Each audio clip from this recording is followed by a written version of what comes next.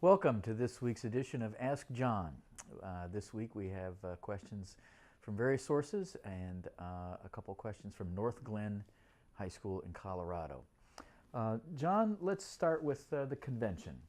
And this week the questions are about representation.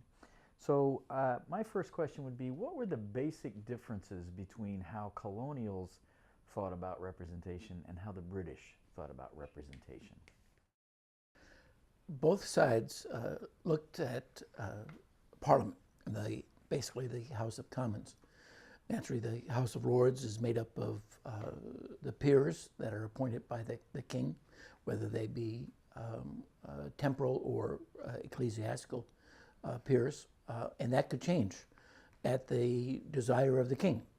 The king needed extra votes in the House of Lords. He could just name a couple more peers and he would get those extra votes. But the House of Commons was apportioned among the different shires of England, sometimes apportioned very poorly, and sometimes some old shires had maybe no inhabitants or very few inhabitants, yet they were still given representation. And there was not much opposition to that. But the House of Commons had anywhere between 540 and 580 members of the House of Commons. And so it was a fairly large body. It was felt in England that the people of England were represented virtually. And so although the members of Commons were elected from different districts, different shires, still, once they got to Commons, they were supposed to be representing the entire country, not their individual districts. That was expanded to a certain extent with Ireland and with Scotland. Both of those being part of Great Britain, they wanted their own representation in the House of Commons, and so each was given 30 representatives. Not very many to do much of a change in a body of about 580 people. But the Scottish did have their representation and the Irish did as well. In America, there was no representation in the House of Commons in England. And so it was felt that they were represented virtually just as everybody else in England was represented virtually, even though they did have a voice in electing their own particular member of the House of Commons. There were several members of the House of Lords that had been to America, mainly to the West Indies, established their plantations there, became very wealthy, went back home. They didn't want to stay in the West Indies because of the potential of getting disease more easily there. So they made their money and they went back to England. And they served as a very important lobbying element for America, whether it be the West Indies or for the mainland colonies, which were important in supporting the West Indies, largely through commerce and grain being sent to the West Indies for the slaves that were in the West Indies. And so there was that kind of internal lobbying element, both in the House of Lords and the House of Commons. And then finally, the individual colonies had lobbyists that were hired and were sent to represent the individual colonies. Benjamin Franklin, for instance, was the colonial agent for 4 colonies as well as for the Massachusetts House of Representatives. And so these agents there represented the interests of their constituency back in the New World. They didn't have any voting rights in the House of Commons, but they were, in essence, lobbyists, to a certain extent similar to the District of Columbia's representation in the House of Representatives now. Non-voting certainly was the case. Now, in the colonies themselves, they had representation in their usually 2 houses of their legislature. One house would be the Assembly, the House of Representatives, went by different names, and the other house would be the Senate or the Governor's Council. The Governor's Council was almost always appointive. by the governor himself. And it was really quite an exclusive appointment, very high echelon appointment. There might be a dozen or so members of the governor's council. These were the wealthiest, most influential men in the colony, and you would strive if you were trying to become one of the top politicians in your colony. That would be the epitome that you could reach as the governor's council. But then, starting with Virginia, the House of Burgesses in 1619, it was decided that the colonial charters specified that there would be legislatures elected by the people in one form or another. And each of the colonies had their method of apportioning their representatives. Most of the time, they were usually based on geography. That is, each town would get one or two members of the colonial assembly. And that would be on the basis of towns in New England, on the basis of counties in most of the other colonies, and on the basis of shires and districts in the Deep South. But all those had some kind of apportionment in the colonial charters. To a great extent, the apportionment in colonial assemblies got more and more malapportioned as time went on. And in fact, there was all kinds of protest against that, and it erupted in the early 1770s in the Carolinas in the regulator movement. The backcountry, both North Carolina and South Carolina, were objecting to the tremendous malapportionment where the population was about equal in the backcountry and in the tidewater areas, the tidewater being on the coast, but the tidewater areas had probably anywhere between 60 and 80% of the representatives in the colonial assemblies. And other governmental attributes were not provided for the backcountry as well.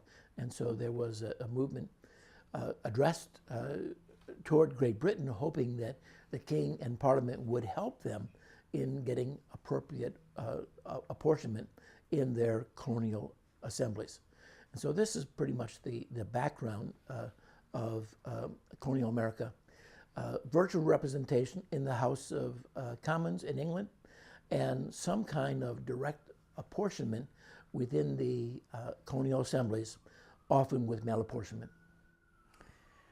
How significant were the differences from state to state in their state legislatures in terms of representation? How they determined representation? Most of the time, as I mentioned, the councils are pretty well set by the colonial charters. And that would be generally 12 councilors. And so often the governors would make sure that the different districts would be properly represented, but there was no sense that you had a constituency of a certain area that composed the council. But in the colonial assemblies, the different colonies had more or less good or bad apportionment. And so someplace like Massachusetts, you would have, starting out, one representative per every town, and then that was based upon taxables. A taxable would be any person paying tax, naturally, but if you had 150 of these individuals in a town, you might get one representative. And so if you were in a town that had 300 taxables, you'd get two. And so that kind of reapportionment provision was put into the charter and then eventually into the state constitution of 1780. And so there you had sort of a mandatory reapportionment based upon the increasing population in the various towns. In Rhode Island, the original 4 towns were given 4 representatives in the colonial assembly. As other towns came about, there were 26 other towns, so a total of 30 towns. The other towns each got one representative, one deputy, they were called in Rhode Island. And so eventually you'll find that several of those 26 towns had greater populations than the original 4. And yet the original 4 had 4 deputies. The subsequent 26, no matter what size, they had only 2 deputies per town. In the mid-1780s, there was an attempt to change that constitutional provision. Remember, in Rhode Island, there is no new state constitution that's formed both in Rhode Island and in Connecticut. They transfer the colonial charter over to become their new state constitution. And so there was an attempt in the mid-1780s to adjust this malapportionment so that there would be equality. Every town would get 2 representatives, but that failed. And so through our time period, through the 1780s into the 1790s, there was that malapportionment of 4 deputies for the 4 original towns and 2 deputies for the others. In the other colonies and states, you find that the counties are represented, and there will be malapportionment. That's there. The original counties, all the counties will get the same apportionment for the most part, 2 or 4, let's say, and the actual population didn't make a whole lot of difference. The towns, several of the colonies did represent towns as well. So in Virginia, Williamsburg and Richmond each got 1 representative in the House of Delegates. All the other counties got 2 for each county. This was similar in North Carolina as well.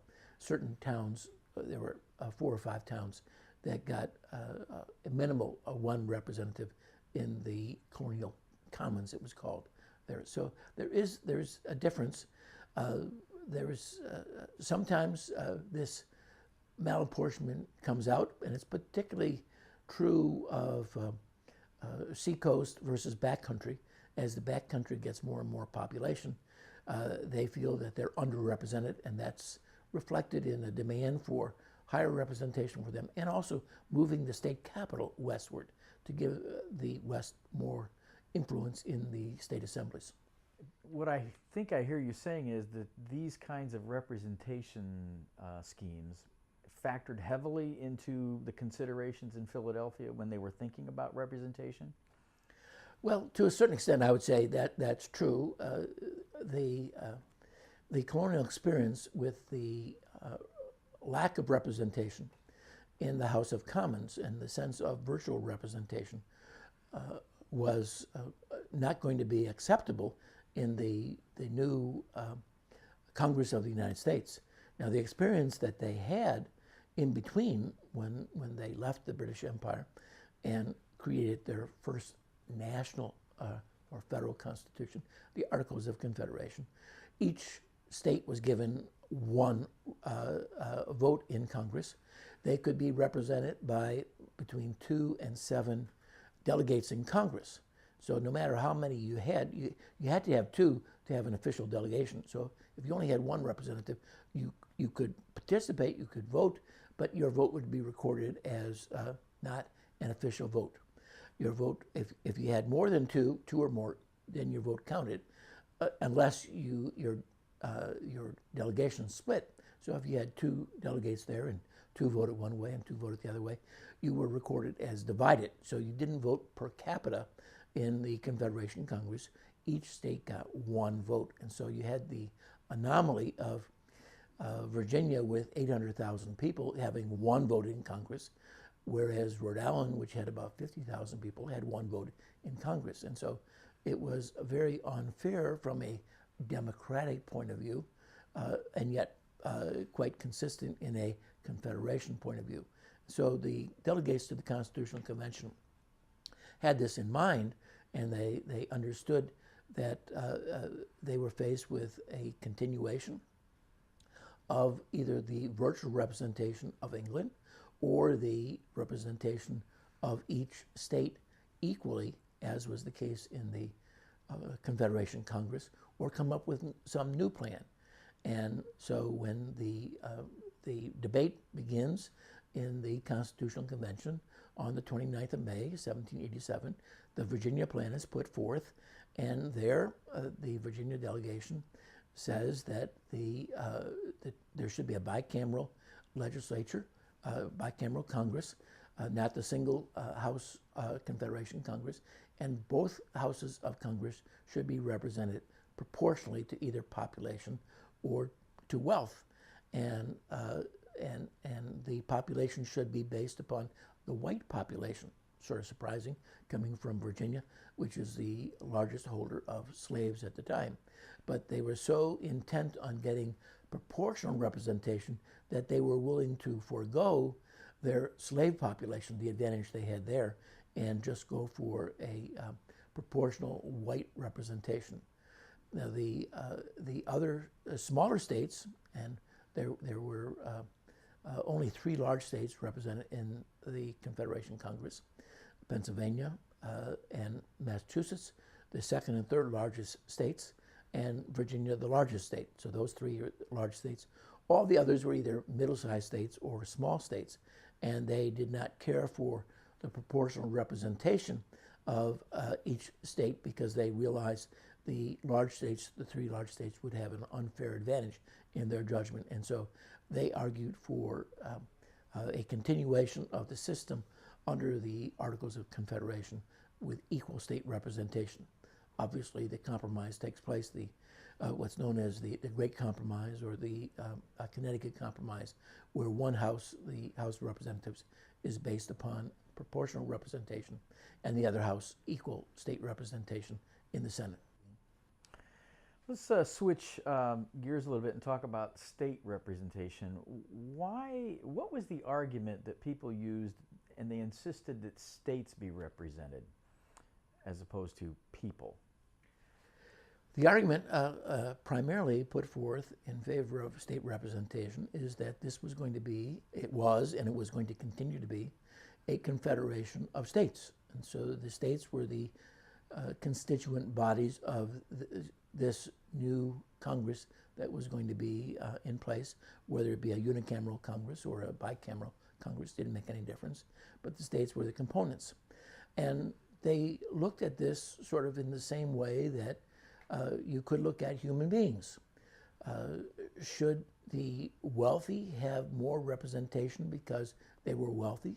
Should the big and powerful and the strongest person have more representation because they were big and strong and powerful, as opposed to someone who was smaller in stature?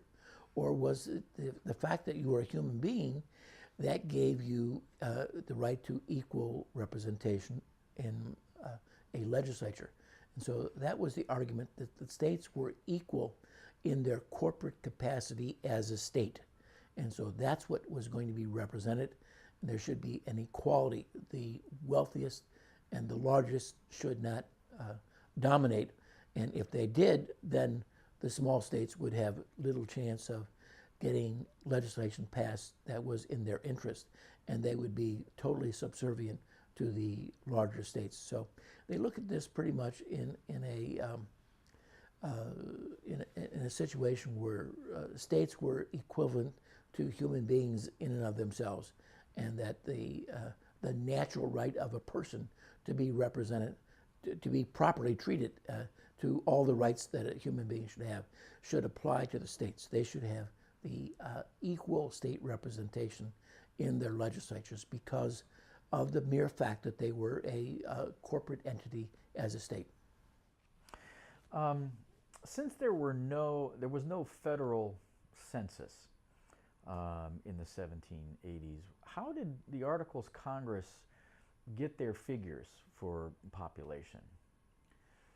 Well, there were state censuses that took place throughout the 1780s, and some of these were pretty accurate, some maybe not so accurate, but that was how Congress got its estimate of populations.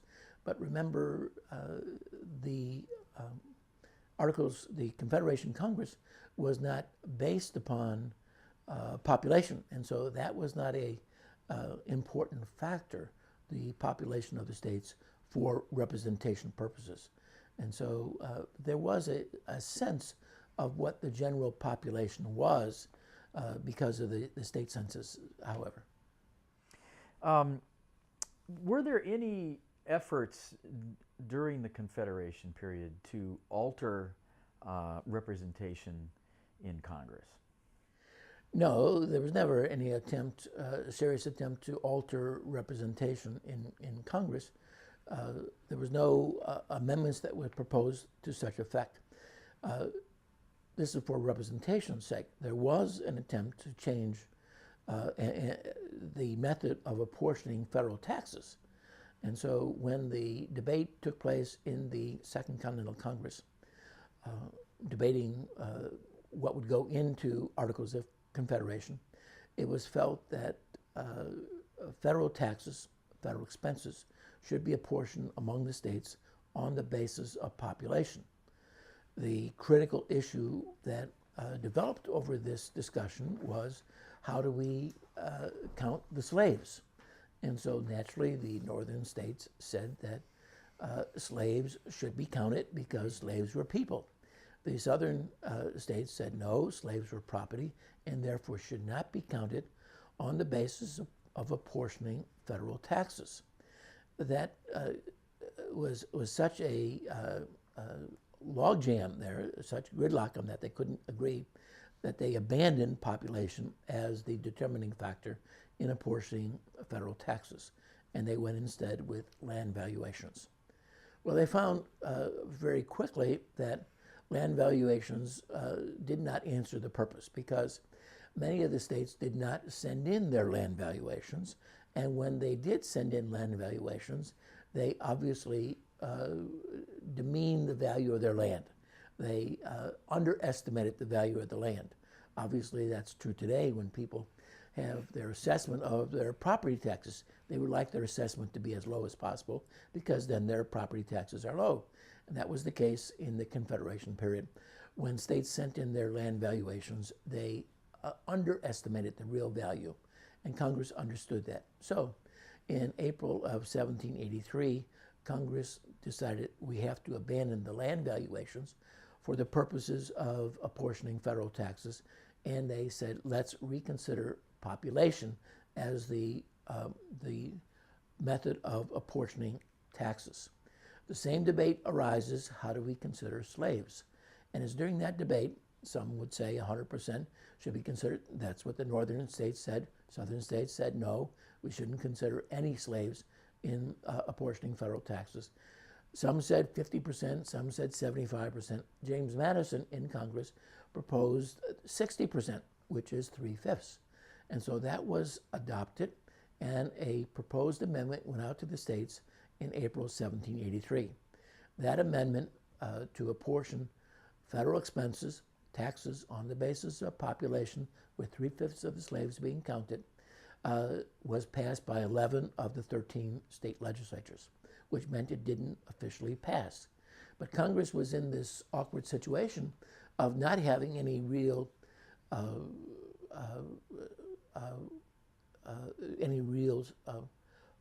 honest-to-goodness figures for land valuations. They used the population figures, even though that amendment had not been officially adopted. So the requisition that goes out in 1786 and 1787 is based upon population. And that 3/5 is known as the federal ratio. So in the Constitutional Convention, when the issue arises, how should we apportion the two houses of the legislature? Once it's decided that one house will be equal state representation in the Senate, but the other house will be represented by a proportional representation by population, the issue then again goes to slavery. Then there's a flip-flop. In Massachusetts, in the northern states, I should say, they say slaves should not be counted. They were the ones who wanted slaves to be counted for the basis of taxation, but now not for the basis of representation. And the southern states do a flip-flop also. They were opposed to slaves being counted for taxation purposes. Now, for representation purposes, they say, yes, all the slaves should be counted, just as women and children were counted. And so, again, the compromise is proposed. Let's go with the federal ratio. 3/5 is adopted. So they will count 3/5 of the slaves for the basis of representation. James Wilson sweetens the pot somewhat by saying that direct taxation also, if it's needed, which the hope was it wouldn't be needed, the hope was that tariffs would supply the necessary revenue. But in case a extra revenue was needed and Congress was authorized to levy direct taxes, that too would be based upon population, with 3/5 of the slaves being counted. So you had both the carrot and the stick. 3/5 of the slaves would be counted for both representation and for taxation. John, let's move to the Federalist Anti-Federalist debates. Is it fair to say that neither side of the ratification debates wanted a system of direct democracy? Certainly, it would be impossible to have pure democracy, as was the case in, let's say, the ancient Greek city-states, where everybody would come together and consider the issues and vote. When you had a population of between 3 and 4 million people, that's not possible. Therefore, everyone is of the opinion that we would have a Republican form of government, that is, representation would take place. So the question is, how representative would it be? And so when we're looking at the House of Representatives, there's different systems throughout the entire country. And so what is decided is, rather than to adopt one that might cause a great deal of opposition in other states, they would base the representation on, that is, give the vote, the suffrage, to the individuals in each state that could vote for the lowest house of their state state assemblies, state legislatures, I should say. And so it would be the states that were themselves deciding what the qualifications should be for voting requirements. There was going to be no population requirement in the federal Constitution for holding office, and this would be including the 2 houses of Congress. There was also going to be no religious test for holding any office. This is going to be new. There are only 2 states that had that kind of provision in their constitutions. New York and Virginia did not have a religious qualifier for holding office. All the other states had some kind of qualification, at least the belief in a God, sometimes much more than that, that would disqualify lots of people from holding office. But for the most part, I would say the delegates to the Constitutional Convention, they didn't want everyone to have the right to vote, but they also found it difficult to specify who would have the right to vote. So they sort of kicked that can down the road and allowed the states to make that decision as to who would vote for representatives. But anybody could be elected. There were certain qualifications, obviously, for representatives and senators, 25 years of age for representatives, 30 years of age for the Senate, and you had to be a resident of, an inhabitant, I should say, of your state for a certain period of time, or your district, and you had to be a citizen for a certain number of years. But other than that, just about anybody was qualified from the federal perspective, but it would then be determined within the states who had the right to elect those individuals. Did the Anti-Federalists accuse the Federalists of supporting a constitution that had virtual representation elements in it? The Federalists and the Anti-Federalists differ with not only each other, the Federalists and Anti-Federalists disagreeing, but Federalists disagreed among themselves, as did Anti-Federalists disagreed among themselves. It largely depends upon what state you happen to be from. So if you were a Federalist from a small state, you didn't particularly care for the proportional representation in the House of Representatives. If you were a Federalist from a large state, you liked the proportional representation in the House of Representatives. You disliked the equal state representation in the Senate. And this is the opposite for the Anti-Federalists. So the Anti-Federalists from small states would praise the Senate representation of equal state representation and criticize the proportional representation in the House of Representatives. If you're an Anti-Federalist from the large state, you didn't particularly object to the proportional representation in the House of Representatives, but you did object to the equal state representation in the Senate. And so there, it was not so much Federalists and Anti-Federalists, it was large state versus small state that determined your attitude toward the apportionment. And certainly there was no argument about virtual representation in the House of Representatives, although it wasn't quite clear how those representatives would be elected, whether they would be elected statewide or whether they would be district elections. That's something that each state would determine. And it eventually, many years later, it becomes a federal law that there must be districts, but that's not the case for a long time under the beginning of the Constitution. Obviously the state senates there's no question of apportioning there, because the state senate, every state in their state legislature elected the U.S. senators. And so that was apportionment was not a factor there, since every state had two. Some historians have said that Madison's Constitution is a system of filtered representation. Is that a fair assessment about the Constitution, that it's filtered representation? Well, certainly it's an objection that's there, but you have to look at what are we talking about that. And the main thing that the Anti-Federalists objected to was the fact that the House of Representatives was so small. If all 13 states came into the Union, there would be a House of Representatives of 65. And those 65 were enumerated in Article 1 of the Constitution. So Virginia got 10 representatives, Pennsylvania and Massachusetts got 8, New York got 6, and so on down the line.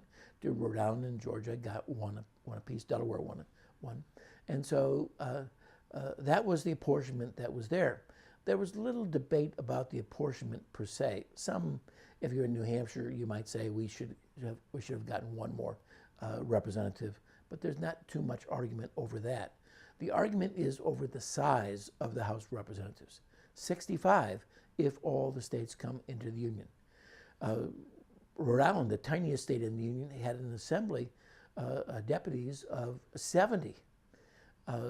Virginia had a House of Delegates of 150.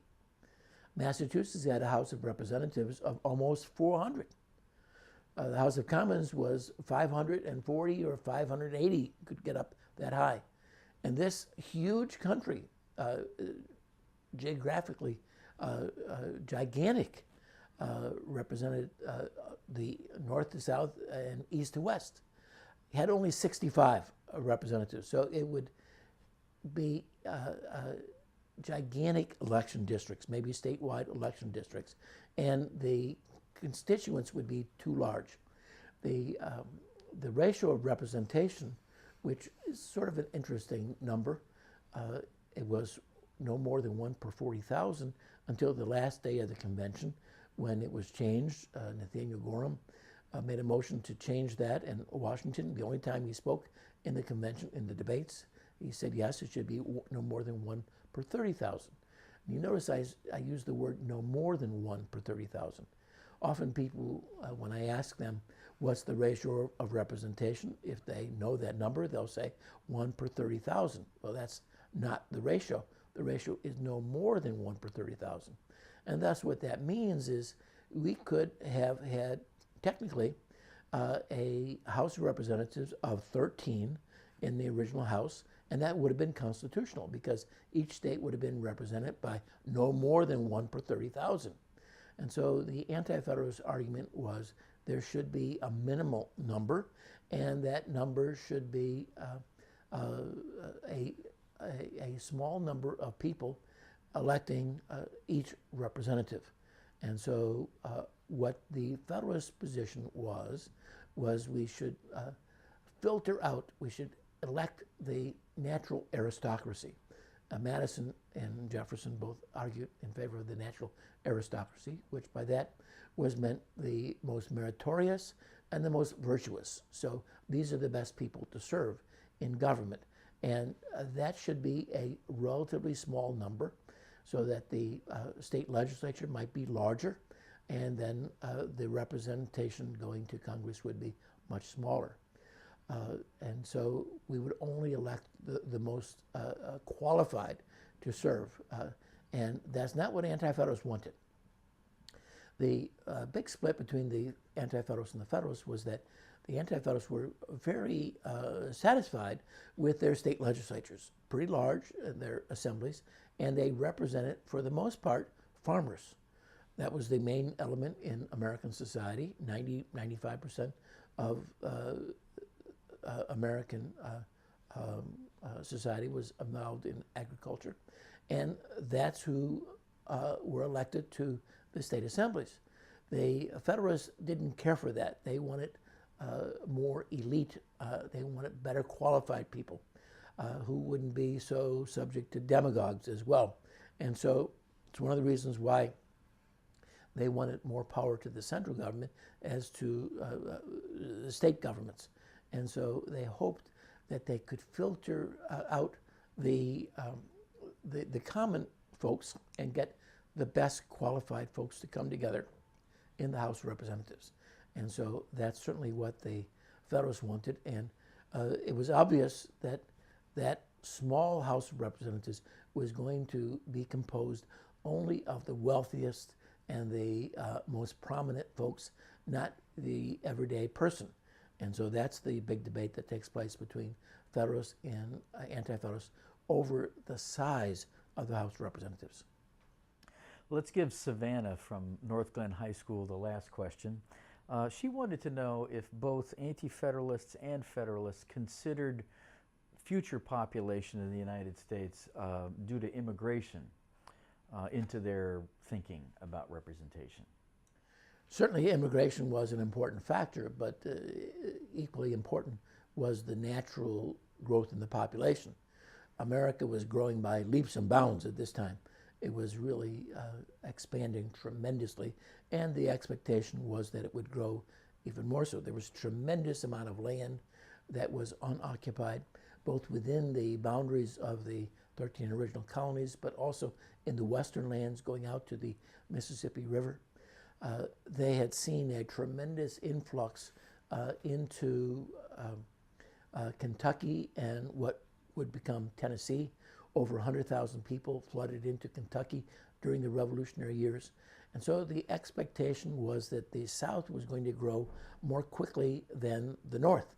And so when they looked at the population as a whole, they understood the Federalist point of view was, although there was only 65 in the first House of Representatives, that would grow as the general population grew. Even though technically no more than 1 per 30,000, it didn't require an increase in representation.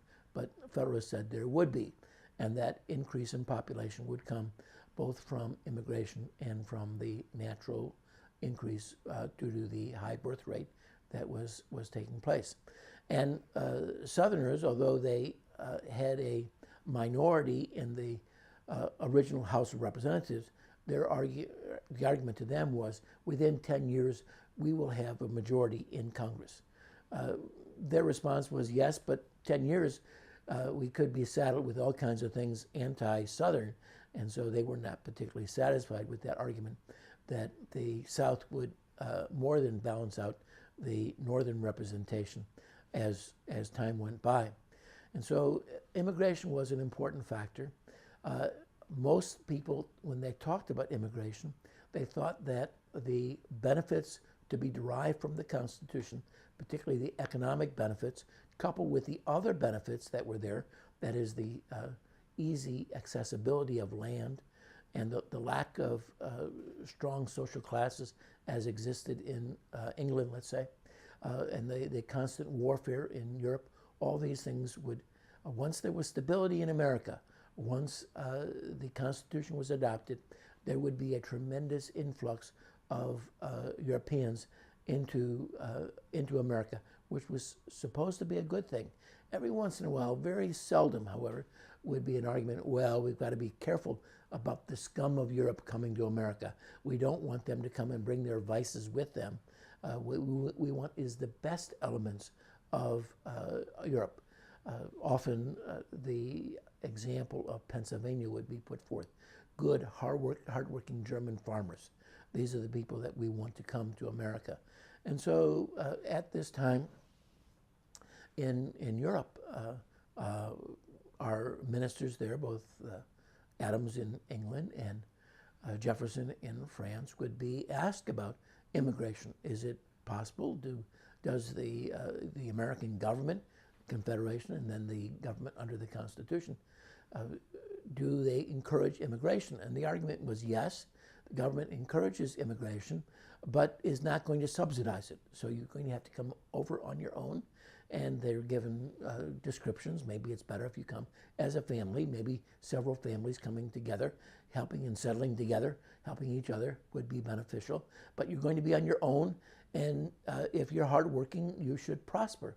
And so there was an encouragement of immigration. That was not the case with European governments.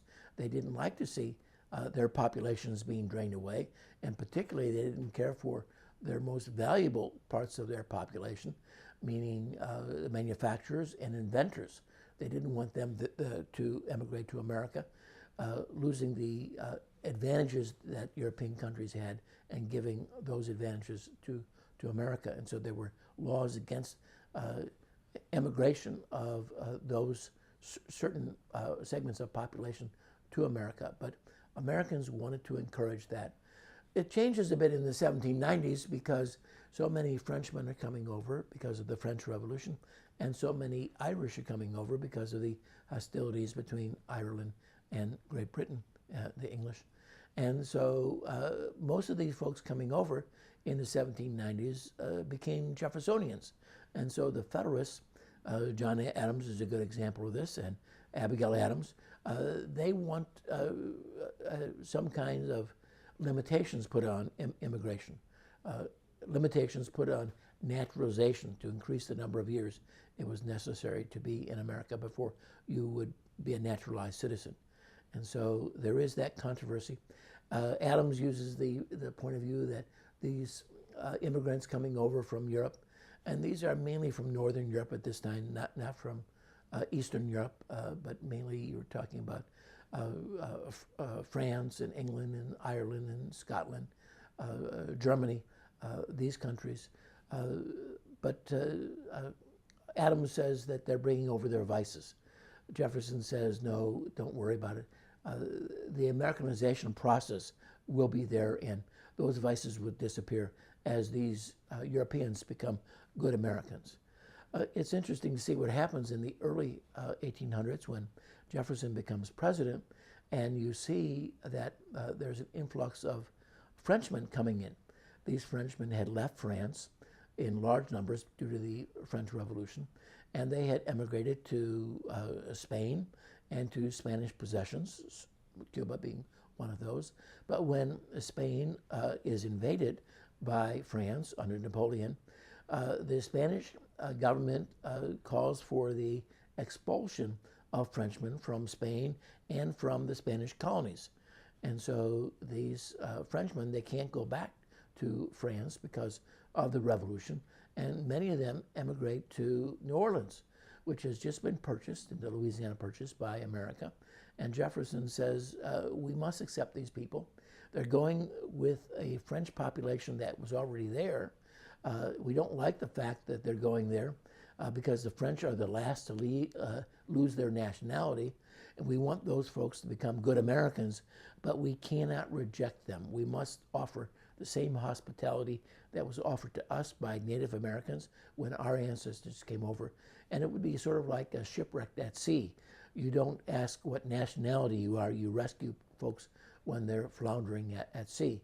And so that's what Jefferson's point of view was with immigration. So from the very beginning in the 1780s, all the way through the 1820s really, there is a desire for immigrants from Europe to coming to America. That's not the case, obviously, when we're talking about slaves. And the Constitution provides that the Congress will be able to prohibit the foreign slave trade after 1808. And in fact, in 1807, there is a law put forth saying the foreign slave trade will be closed after 1808. Most of the states had already prohibited the foreign slave trade. But after 1808, starting January 1st, 1808, the federal government provides no more importation of slaves. And so that population is going to be limited to a natural growth in America. Well, John, thank you for spending some time with us, and we look forward to seeing you the next time for the Ask John project. Good to be here.